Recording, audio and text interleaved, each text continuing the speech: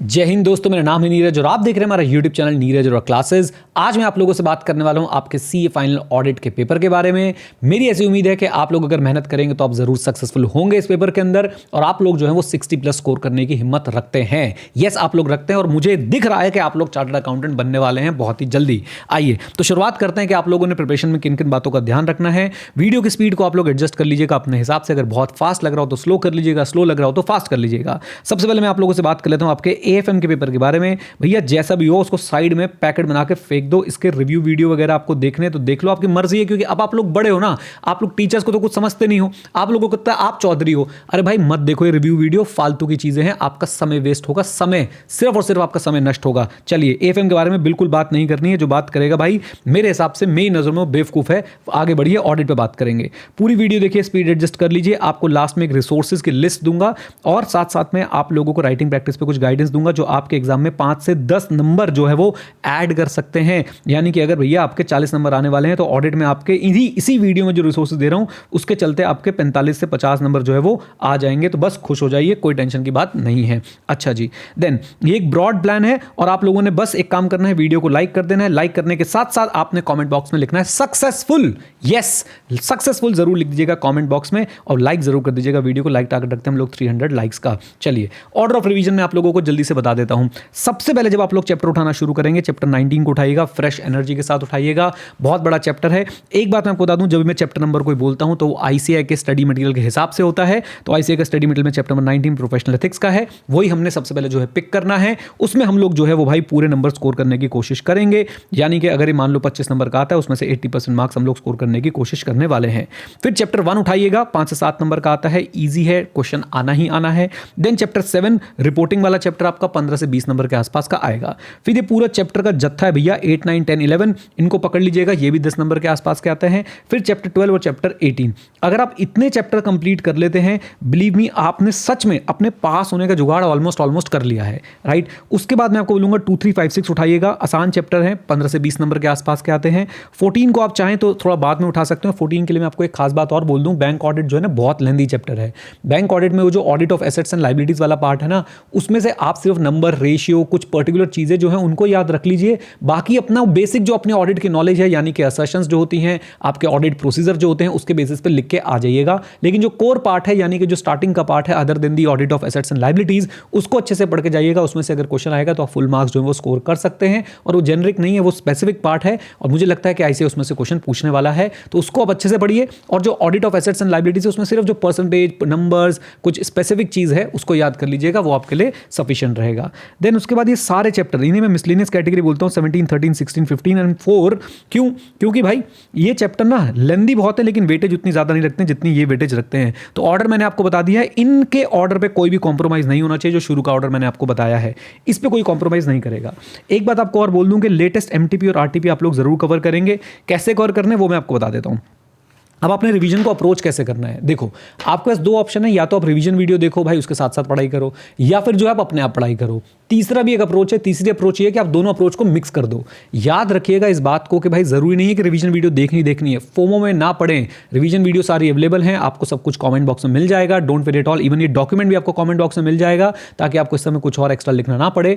But please keep in mind, FOMO में आकर revision videos नहीं देखनी है। अगर कोई चैप्टर आपका बहुत अच्छी तरह से प्रिपेयर्ड है, आप उसे खुद रिवाइज कर सकते हैं। Go for it, don't worry at all. अच्छा एक बात आपको और बोल दूं, ऑल तो मैं हर बार बताता हूं, हर बार बच्चे मुझे फीडबैक भी देते हैं इसके लिए। इस समय अगर आप लोग लाइव सेशन देख रहे हैं, बिलीव मी आपको इल्यूजन ऑफ नॉलेज हो सकता है, आपको लगेगा आप पढ़ाई कर रहे हैं लेकिन हो सकता है पढ़ाई ना कर पा रहे हो। तो इसलिए लाइव सेशंस को तो आप लोग स्ट्रिक्टली इग्नोर कीजिएगा। रिवीजन वीडियो आपके ऊपर है, आप क्या चाहते हैं, आप अपना स्टैंड खुद ले सकते हैं। ठीक है जी, ये सारी बातें मैंने आपको बता दी हैं। अच्छा, शॉर्ट नोट्स आपके लिए अवेलेबल हैं, साथ साथ में क्वेश्चन बैंक आपके लिए अवेलेबल है। अगर आप लोग देखना चाहते हैं क्वेश्चन अभी भी, तो आपके लिए सारी चीजें अवेलेबल हैं। केस स्टडीज और एमसीक्यूज की अलग से आपको बुकलेट दे रखी है। इन केस अगर आपके पास नहीं है, आप फ्री ऑफ कॉस्ट उसको एक्सेस कर सकते हैं। नाउ ये सबसे खास बात है, मैंने आपको बोला था आप लेटेस्ट आरटीपी एमटीपी जरूर कवर करेंगे। वो आप लोग कैसे कवर करने वाले हैं, डैड से। डैड क्या है, detail analysis document. Please latest RTP MTP का डैड जरूर देखिएगा, उसका लिंक हमने यहीं पे लगा दिया है। डॉक्यूमेंट आपको मिलेगा, क्लिक करके आप वहां पे पहुंच जाएंगे। रिवीजन के दौरान भैया अपनी स्पीड जरूर मेंटेन रखिएगा, अगर स्पीड मेंटेन नहीं रखेंगे तो गड़बड़ हो जाएगी। नाउ अब आपके लिए हमने सीए फाइनल की इंपॉर्टेंट टॉपिक की एक लिस्ट भी निकाल रखी है, उसको भी आप लोग एक्सेस कर सकते हैं। अच्छे से देखिए उसको और उसमें से सारे टॉपिक जरूर जरूर कवर करके जाइएगा। एमसीक्यूज के लिए स्पेशल गाइडेंस मैं क्या देना चाहता हूँ, मेरी बात को ध्यान से सुनिए। आईसीए आपके लिए जाल बिछा के बैठा है और आपने जो है भाई साहब उसको भेदना है, उस जाल को भेद के उस पार निकलना है, सक्सेसफुल होना है।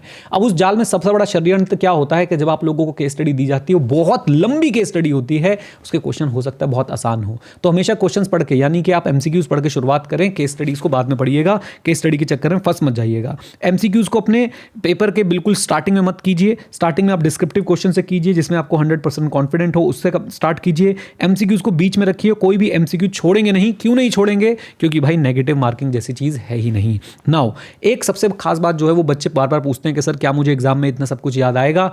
बिल्कुल आएगा, अपना टाइम आएगा और आपको भी याद आएगा, don't worry at all, right? तो आपको घबराने की जरूरत नहीं है कि एग्जाम में याद आएगा कि नहीं। क्यों मैं बात बोल रहा हूं भाई, पहले भी सीए बने, अब भी सीए बने, आगे भी सीए बनते रहेंगे और सब ऑडिट का एग्जाम पास करके सीए बनेंगे। तो उनको आए तो आपको भी आएगा। और आपने इंटरमीडिएट में भी देखा, इंटरमीडिएट में आपने ऑडिट का पेपर दिया था, आपको याद आया था ना, बस वैसे ही आएगा, चिंता मत कीजिए, राइट? आपका फोकस होना चाहिए कि आप लोग कॉन्सेप्ट समझें, कीवर्ड्स को जितनी बार बोल के देख सकें, अच्छी बात है। एक चीज और माइंड में रखिए, जब आप लोग पढ़ रहे हो तो ऐसे एक्ट कीजिए कि आप किसी को पढ़ा रहे हैं, तो आपने एक चीज रीड करी, रीड करने के बाद आपने उसको ऐसे बोला जैसे आप किसी को समझा रहे हो। टीचर बनाने का ठेका तुम्हारे भाई ने उठाई रखा है, राइट? उसके बाद याद रखिए, एग्जाम में सब याद आ जाएगा, घबराने की बिल्कुल भी जरूरत नहीं है। 24 से 30 नंबर आपको एमसीक्यू में स्कोर करने की कोशिश करनी है। सुन के गालियां पड़ सकती है कि 30 मार्क्स के तो होते ही हैं, तो भाई क्या हो गया, 30 में से 30 भी तो आ सकते हैं एमसीक्यू में, और बाकी में अगर आप 30 से 35 भी लिया है तो बल्ले बल्ले हो जाएगा। इस समय आपको कोई भी नया टॉपिक जो है वो उठाने की बिल्कुल भी जरूरत नहीं है। एक बात मैं आपको बोलना चाहता हूं, हमने ना कुछ राइटिंग प्रैक्टिस सेशन लगाए थे, हमने आपके साथ कुछ राइटिंग प्रैक्टिस सेशन लगाए थे, और राइटिंग प्रैक्टिस सेशन की हमारे पास ना लर्निंग्स हमने अलग से लिख ली थी। उन लर्निंग्स को आप लोग जरूर देखें। ये अकेली लर्निंग्स ही आपको भाई साहब का मेक और ब्रेक कर सकती है, यानी कि आपको अनसक्सेसफुल से सक्सेसफुल वाली कैटेगरी में लेके आ सकती है। जिन्होंने अटेंड किए थे वो तो 4 चांद लगाएंगे ही, जिन्होंने अटेंड नहीं किए थे वो लर्निंग देख लें जल्दी से, ताकि आपको पता रहे कि आपने आंसर जो है कैसे लिखने हैं। ये लिंक आपको यहाँ पे दे रखा है, डॉक्यूमेंट मिलेगा, उस पर क्लिक करके देख लीजिएगा। इंपॉर्टेंट एसेज की लिस्ट मैंने यहाँ पे दे दी है। डाउट सपोर्ट अगर आप लोगों को चाहिए, किसी को भी, चाहे आप हमारे स्टूडेंट हैं नहीं हैं, किसी को भी कोई भी डाउट सपोर्ट चाहिए सीए फाइनल ऑडिट से रिलेटेड, आप लोग जो है हमारे पास आके इस लिंक पे हमसे डाउट्स पूछ सकते हैं। हम लोग आपको हेल्प करेंगे, आपके ऑडिट के एग्जाम तक हम आपके साथ बने रहेंगे। Now let's talk about the resources. Revision video है, डिटेल एनालिसिस डॉक्यूमेंट है, डाउट सपोर्ट है, और साथ साथ में आपको बहुत सारे और चीजें जो है फ्री रिसोर्सेज वाले टैब के अंदर मिल जाएंगी। उसका भी लिंक मैंने आपको यहाँ पे दे रखा है। अब बात ऐसी है भैया, देखो ऑडिट के पेपर से डरने की जरूरत है नहीं। डर के आप अपना पेपर खुद खराब करना चाहते हो तो भगवान भी आपकी मदद नहीं कर सकता है। आपने हिम्मत बनाए रखनी है, पेपर में डटे रहना है, जो यहाँ पे गाइडेंस दिए भाई उसको फॉलो करना है। ये डॉक्यूमेंट आपको दिख जाएगा, 2-3 बार रीड करेंगे, एकदम दिमाग में बस जाएगा, एग्जाम में आपको हेल्प करेगा। मान लीजिए एग्जाम दुनिया का सबसे टफ एग्जाम भी आ गया, तो भी मैं आपसे बस एक ही रिक्वेस्ट करूंगा, 100 नंबर का पेपर करके आने की कोशिश कीजिएगा। शुरू से स्पीड बनाइए, रिवीजन में भी और एग्जाम करते समय भी। देखा जाएगा जो होगा टफेस्ट होगा, आप 100 नंबर का करके आएंगे, आप अंधों में काना राजा बनेंगे, आप पास हो जाएंगे। आप पेपर में घबरा जाएंगे, छोड़ देंगे, 0 लिख के आएंगे, तो भाई पास नहीं होंगे, राइट? प्रिपरेशन के टाइम पे जो गाइडलाइंस दी गई हैं, आज जो गाइडलाइंस दी गई हैं उसे फॉलो कीजिए और सक्सेसफुल होकर चार्टर्ड अकाउंटेंट बन के मुझे मिलिए और अपने गुडी बैग्स जरूर क्लेम करिए, right? With this note guys, thank you very much, stay connected, stay जय हिंद। और हाँ मित्रों, सीखते रहें, क्योंकि सीखना शुरू तो जीतना शुरू। See you after you are a chartered accountant, after you will become a chartered accountant. Bye bye, take care, God bless you.